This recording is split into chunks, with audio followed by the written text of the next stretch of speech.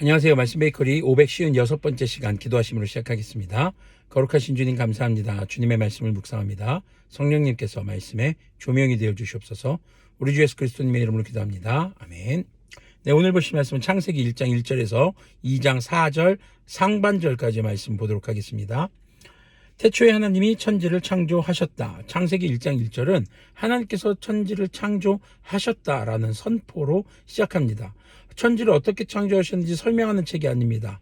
천지를 왜 창조했는지 이유를 밝히는 책이 아닙니다. 하나님께서 천지를 창조하셨다라고 선포하는 책이 바로 창세기인 것을 1장 1절이 밝히고 있는 것이죠.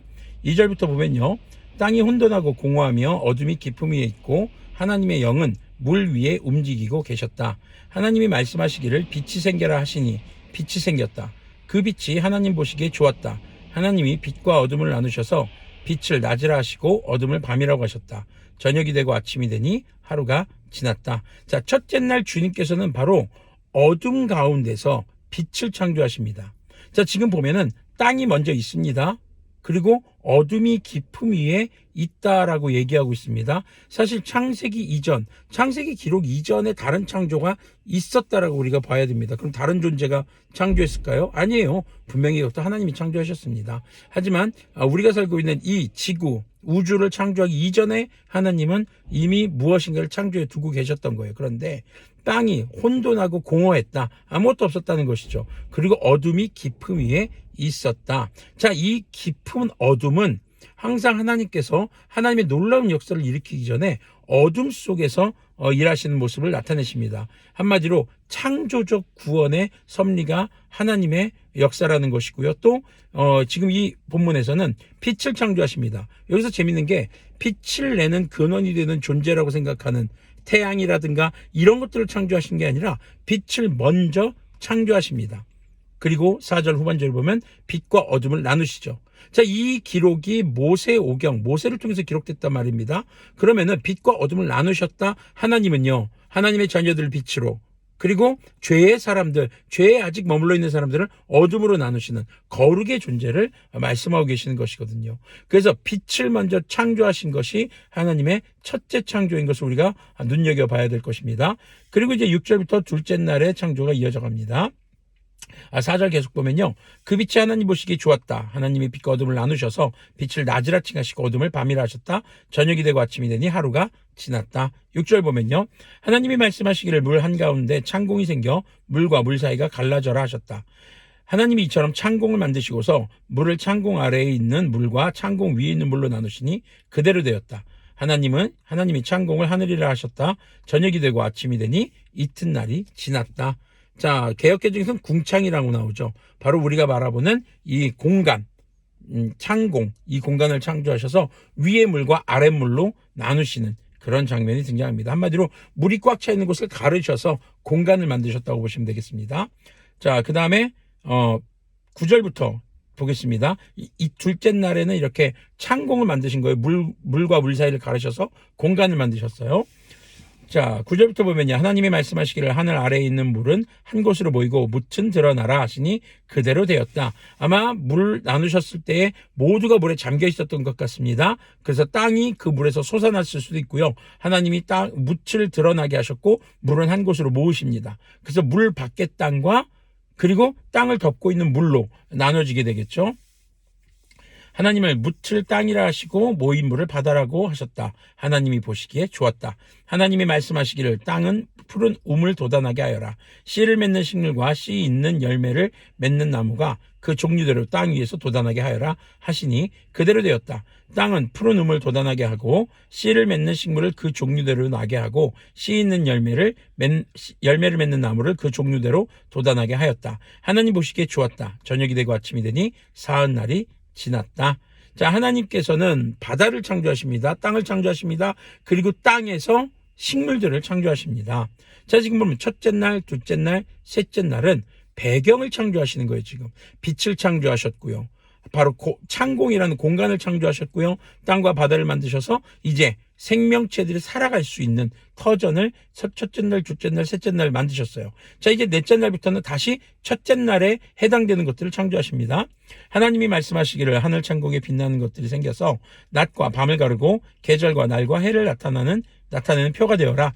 또 하늘 창공에 있는 빛나는 것들은 땅을 환히 비추어라 하시니 그대로 되었다. 하나님이 두 큰 빛을 만드시고 둘 가운데서 큰 빛으로 나는 낯을 다스리게 하시고 작은 빛으로는 밤을 다스리게 하셨다. 또 별들도 만드셨다. 하나님이 빛나는 것들을 하늘 창공에 두시고 땅을 비추게 하시고 낮과 밤을 다스리게 하시며 빛과 어둠을 가르게 하셨다. 하나님이 보시기에 좋았다. 저녁이 되고 아침이 되니 나흔 날이 지났다.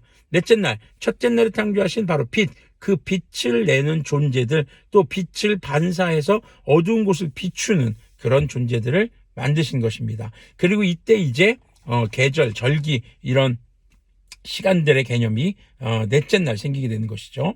자, 그리고 20절부터 보면 이제 다섯째 날의 창조가 이어집니다. 둘째 날 뭘 창조하셨죠? 궁창, 창공을 만드셨어요. 하나님이 말씀하시기를 물은 생물을 번성하게 하고 새들은 땅 위에 하늘을 창공으로 날아다녀라 하셨다. 하나님이 커다란 바다 짐승들과 물에서 번성하는 움직이는 모든 생물을 그 종류대로 창조하시고 날개 달린 모든 새를 그 종류대로 창조하셨다. 새와 바다 생물들을 창조하십니다. 바로 공간을 창조하시고 위의 물과 아랫물로 나누셨어요. 그래서 위에 하늘에서 사는 생물들 그리고 물속에서 사는 생물들을 창조하십니다. 그것이 이제 다섯째 날의 창조입니다. 자, 하나님이 이것들에게 복을 베푸시면서 말씀하시기를 생육하고 번성하여 여러 바닷물에 충만하여라. 새들도 땅 위에서 번성하여라 하셨다. 저녁이 되고 아침이 되니 닷새 날이 지났다. 주님께서 주신 복, 번성하는 복입니다. 자, 24절 계속 보면요. 하나님이 말씀하시기를 땅은 생물을 그 종류대로 내어라. 집짐승과 기어다니는 것과 들짐승을 그 종류대로 내어라 하시니 그대로 되었다. 하나님이 들짐승을 그 종류대로 집짐승도 그 종류대로 들에 사는 모든 길짐승도 그 종류대로 만드셨다. 하나님 보시기에 좋았다. 하나님이 말씀하시기를 우리가 우리의 형상을 따라서 우리의 모양대로 사람을 만들자. 그리고 그가 바다의 고기와 공중의 새와 땅 위에 사는 온갖 들짐승과 땅 위를 기어다니는 모든 길짐승을 다스리게 하자 하시고 하나님이 당신의 형상대로 사람을 창조하셨으니 곧 하나님의 형상대로 사람을 창조하셨다. 하나님이 그들을 남자와 여자로 창조하셨다. 하나님이 그들에게 복을 베푸셨다. 하나님이 그들에게 말씀하시기를 생육하고 번성하여 땅에 충만하여라. 땅을 정복하여라. 바다의 고기와 공중의 새와 땅 위에서 살아 움직이는 모든 생물을 다스려라 하셨다.